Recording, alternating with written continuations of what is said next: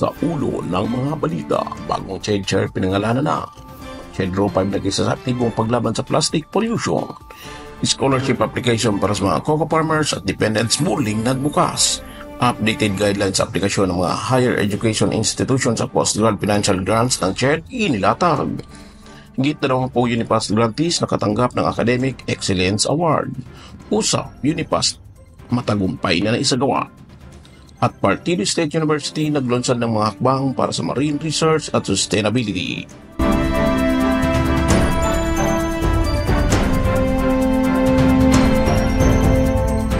Magandang araw Bicol, narito na ang mga mahalagang updates mula sa Commission on Higher Education Regional Office 5 para sa buwan ng Hunyo. Mark Mahadillas po ang inyong tagapaghatid balita. Para sa top story, isang kilalang akademiko, mananaliksik at lingkod bayan na si Dr. Shirley Agrupis ang itinalagang bagong Commission on Higher Education o CHED Chairperson ni Pangulong Ferdinand Bongbong Marcos Jr. Si Dr. Agrupis ang humalili kay dating CHED Chair Dr. J. Prospero E. De Vera matapos tanggapin ng Pangulo ang courtesy resignation nito. Bago ang pagkatalaga sa CHED, isang full-time university professor at nagsilbing Pangulo ng Mariano Marcos State University sa Ilocos Norte si Dr. Agrupis. Naging CHED Commissioner simula Setyembre 6, 2024 kung saan pinangunahan ang 22 state universities and colleges sa buong Hilagang Luzon, Gitna at Silangang Visayas, Gitna at Katimugang Mindanao, Caraga at Bangsamoro Autonomous Region in Muslim Mindanao. Pagbati ang paabot ng Commission on Higher Education Regional Office 5 sa pangunguna ni Regional Director Demetrio P. Anduyan Jr. para sa pagtataguyod pa ng dekalidad, patas at makabuluhang mas mataas na edukasyon maging sa responsable at epektibong pamumuno. Gayon din ang pasasalamat kay Dr. De Vera para sa 7 taon ng matagumpay na pamumuno ng komisyon sa pagpapayabong ng higher education efforts at pamamayagpag ng mga higher education institutions sa bansa sa pandaigdigang rankings at compliance. Ang CHEDRO 5 aktibong nakiisa sa paglaban sa plastic pollution. Alamin natin ang kabuuang detalye mula kay Godfrey Las Piñas. Nakiisa ang Commission on Higher Education Regional Office 5 sa isinagawang cleanup drive noong ika-5 ng Hunyo na pinangunahan ng Department of Environment and Natural Resources, Environmental Management Bureau o DENR-EMB. Ang aktibidad ay may temang gobyernong angat, lilinisin ng tapat at nilahukan ng ilang empleyado ng CHEDRO 5 kung saan sila ay nagsagawa ng sabayang paglilinis sa loob at paligid ng opisina. Parte rin ito sa nalalapit na pagdiriwang ng Philippine environment na may temang ending plastic pollution. Nagpapakita ito ng pagsuporta sa hangarin ng DENR na pangalagaan ng kalikasan sa pamamagitan ng aktibong paglahok sa mga cleanup drive at pagtatanim ng puno. Ang CHEDRO 5 magpapatuloy sa pagsuporta sa mga programa lalo na sa pagsulong na mapanatili ang malinis at maayos na kapaligiran. Para sa balitang CHEDRO 5, Godfrey Las Piñas, CHED Bicol News. The scholarship application para sa mga cocoa farmers at dependents muling nagbukas. Para sa detalye ng mga balitang ito, nasa kabilang linya si JJ Lipio. Bukas na ang online application ng scholarship program para sa coconut farmers at kanilang dependents sa paparating na academic year 2025-2026. Sa pag-avail ng programa, dapat narehistrado ang coconut farmer o kaniyang dependent sa National Coconut Farmers Registry System ng Philippine Coconut Authority. Kung graduating o high school graduate, kailangan pumasa muna sa pampubliko o pribadong kolehiyo o universidad at kukuha ng kursong kasama sa identified programs ng PCA. Pwede rin ito sa college student na basta enrolled sa priority courses ng PCA. Kagaya ng high school graduate, general weighted average na 80% na nakaraang semestre o katumbas nito ang hinihingi.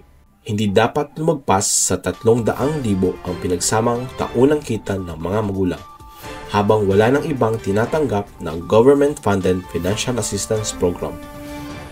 Sa kabilang dako,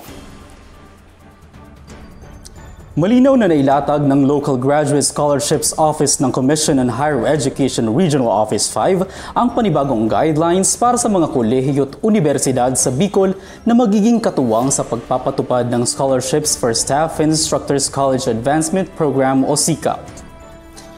Kamakailan lang, nakipagpulong ang tanggapan sa mga kwalipikadong delivering higher education institutions sa rehiyon kaugnay ng programa. Sumentro ang usapin sa nilalaman ng memorandum mula sa pamunuan ng Commission ukol sa aplikasyon para sa SICAP full-time and part-time study kasabay ng kaukulang technical assistance sa mga kinakailangan.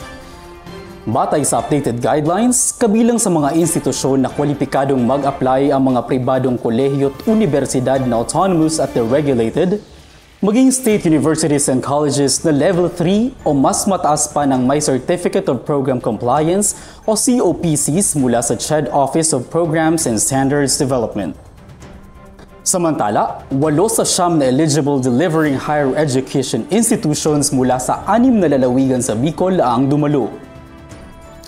Kabilang narito ang Ateneo de Naga University, Bicol University, Camarines Sur Polytechnic Colleges, Camarines Norte State College, Catanduanes State University, Debesem-Scat Masbate, Sorsogon State University at Partido State University.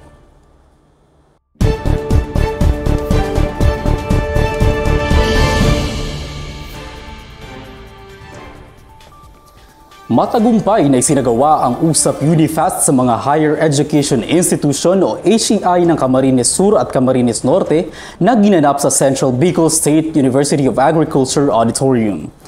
Ang detalye ng balitang ito ihahatid ni Anton Aringo.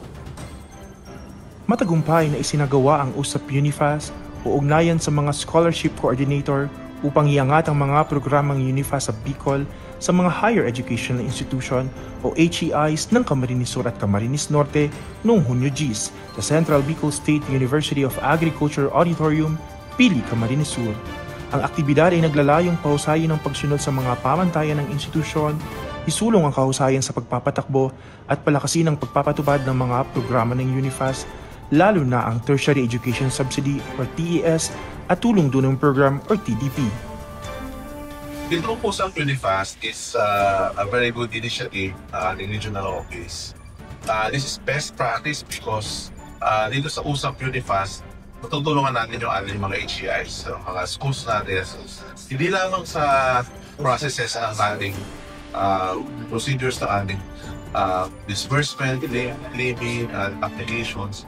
Pero most important din sa USAP Unifast, matutulungan natin yung mga schools natin, lalo-lalo na yung mga private schools na hindi gaano pamilyar sa auditing rules and regulation, especially sa liquidation.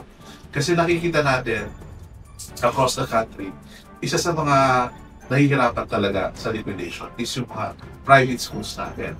Bakit? Kasi hindi naman talaga sila nag-liquidate the same way na nag-liquidate ang mga state universities and local universities. So in this way, itong USAP Unifast natin will equip the private schools especially and also magiging review ito sa ating mga state universities and local universities para matutunan at ma-refresh tayo kung paano mag-liquidate ng funds na binibigay sa atin ng gobyerno, especially ng CHED Regional Office. Ang mga partisipante ay nagbahagi rin ng kanilang mga hamon tungkol sa validation at billing processes at agad naman itong tinugunan at binigyang dinaw ng CHED Unifast 5. So yung event very helpful kasi nagbigay ito sa amin na talagang mas ipursu pa yung pagsasubmit namin ng mga documents, billings, and especially the liquidations kasi ito din yung magiging way para mas mapaabot natin sa ating mga grantees yung assistance na binibigay natin sa nila. Samantala, pagkatapos ng oryentasyon, binigyan ng parangal ang mga HEI na patuloy na nagpapakita ng kahusayan sa pagsunod sa mga kinakailangan na dokumento ng Unifast. Kabilang sa mga pinarangalan sa Camarines Sur ay ang Siena College Tigaon, Bicol State College of Applied Sciences and Technology, Shepherdville College at Sigera Technological College, habang sa Camarines Norte naman ay ang Mabini College, Kapalonga College at Our Lady of Lourdes College Foundation Incorporated. Dagdag pa riyan, pinisenta naman ang mga ilulunsad na special programs at project ng CHED, kabilang narito ang Bicol B-Skilled na naglalayong makipag-ugnayan sa mga TES grantees. Isa pang programa ay ang Bicol B-Environmental na magbibigay ng mga seminar, tree planting activity at iba pang aktibidad. At ang panghuli ay ang Project Marites na isang eksklusibong training program na nakatutok sa entrepreneurship. Magpapatuloy ang oryentasyon sa mga HEI ng Albay sa Hulyo Gs at sa Hulyo 11 naman sa mga HEI ng Sorsogon. Para sa Balitang Unifast, Anton Aringo, CHED Bicol News. Sa iba pang balita, 22 Unifast grantees binigyang pagkilala. Para sa detalye, nasa kabilang linya si Ken Gomez. Pinarangalan ng Commission on Higher Education o CHED Unifast Regional Office 5 ang 22 ng mga estudyanteng Unifast grantees na nagpakita ng kahusayan sa kanilang pag-aaral sa pamamagitan ng pag-award ng Unifast Academic Excellence Award. Kabilang sa mga paaralang pinangkalooban ng parangal, ang Dr. Emilio B. Espinosa Sr. Memorial State College of Agriculture and Technology or DBSM-SCAT at ang Southern Luzon Technological College Foundation Incorporated Legazpi, kung saan si Unifast Executive Director Attorney Ryan Esteves mismo ang nagsilbing commencement speaker at personal na nagawad ng pagkilala sa mga natatanging estudyante.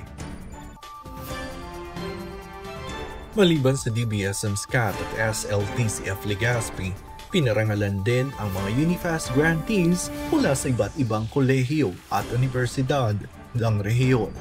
Kabilang sa mga institusyong ito ang Polangi Community College, Zamora Community College, Our Lady of Salvation College, Mariners Polytechnic Colleges Incorporated Naga, Daraga Community College, Tiwi Community College, University of Northeastern Philippines, Forbes College, University of Santo Tomas Legazpi, Libon Community College, STI College Naga, Holy Trinity College of Camarines Sur Incorporated, Camarines Norte State College, Bicol University, University of Nueva Cáceres, Donsol Community College, at Central Bicol State University of Agriculture or CBSUA.